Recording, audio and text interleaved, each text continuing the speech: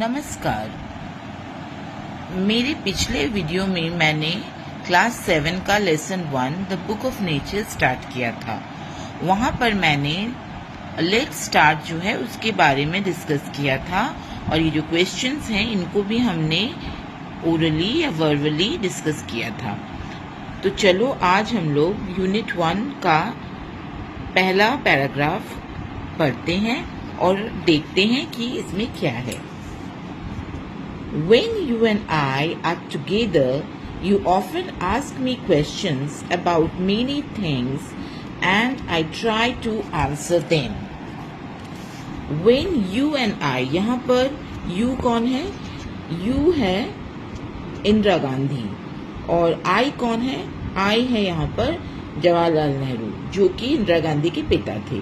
तो वो कह रहे हैं कि जब तुम और मैं साथ होते हैं तो तुम मुझसे ऑफन मतलब अक्सर, तुम मुझसे अक्सर प्रश्न पूछती हो बहुत सी चीजों के बारे में और मैं उनका जवाब देने की कोशिश करता हूँ। Now that you are at Mussoorie and I am in Allahabad, we cannot have these talks. Now, अब जबकि तुम मसूरी में हो और मैं इलाहाबाद में हूँ, हमारे बीच की वो बातचीत नहीं हो पाती। I am therefore going to write to you from time to time short accounts of the story of our earth and the many countries, great and small, into which it is divided. I am therefore, मैं इसीलिए going to write, लिखने वाला हूँ तुम्हें समय समय पर short accounts of the story of our earth, हमारी पृथ्वी की जो कहानी है उसके छोटे छोटे हिस्से मैं तुम्हें लिखने वाला हूँ और साथ ही उन बहुत सी देशों के बारे में जो कि कुछ जिसमें से कुछ महान, कुछ बड़े और कुछ छोटे हैं और इन देशों से ही हमारी पृथ्वी बनी है। You have read a little about English history and Indian history. तुमने इंग्लिश हिस्ट्री और इंडियन हिस्ट्री मतलब अंग्रेजों की हिस्ट्री और भारतीय इतिहास तुमने थोड़ा बहुत पढ़ा है। But England is only a little island. लेकिन इंग्लैंड जो है वो एक छोटा सा द्वीप है। And India, though a big country, is only a small part of the earth surface. और भारत यद्यपि वो एक बड़ा देश है लेकिन फिर भी वो धरती की सतह का एक छोटा सा हिस्सा है। If we want to know something about the story of this world of ours, we must think of all the countries and all the peoples that have inhabited it. और हम अगर अपनी इस दुनिया के बारे में, उसकी कहानी के बारे में कुछ जानना चाहते हैं तो हमें सभी देशों और उनमें रहने वाले सभी लोगों के बारे में सोचना होगा। And not merely of one little country where we may have been born. ना कि केवल उस छोटे से देश के बारे में जहाँ पर हमने जन्म लिया है।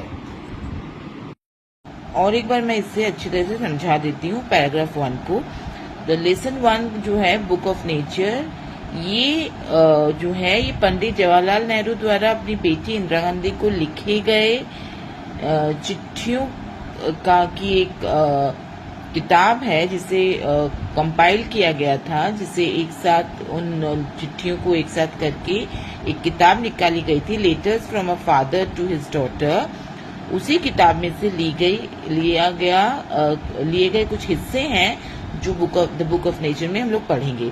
तो फर्स्ट पैराग्राफ में जो है वो नेहरू जी चिट्ठी लिखते हुए अपनी बेटी को कह रहे हैं कि जब तुम और मैं साथ में होते हैं तो तुम अक्सर मुझसे कई चीजों के बारे में प्रश्न किया करती हो और मैं उनके जवाब देने की कोशिश करता हूँ। अब जबकि तुम मसूरी में हो और मैं इलाहाबाद में हूँ तो हमारी वो बातचीत हो नहीं पाती। इसीलिए मैं समय समय पर तुम्हें अब लिखूंगा अपनी पृथ्वी और उसमें बसे हुए बड़े और छोटे देशों के जो छोटे छोटे विवरण हैं मैं तुम्हें लिखकर भेजूंगा। और तुमने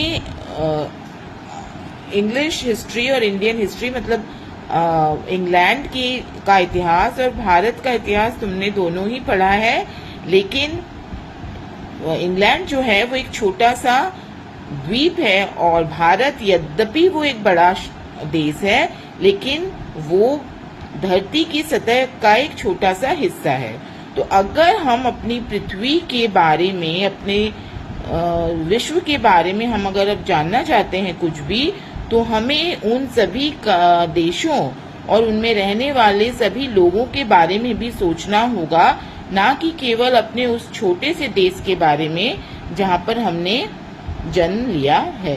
जब हमने द बुक ऑफ नेचर का फर्स्ट पैराग्राफ यूनिट 1 का पढ़ लिया है, तो उसमें से जो नए शब्द कुछ हैं इंग्लिश के, उनकी हिंदी अर्थ में आपको यहाँ बता देती हूँ।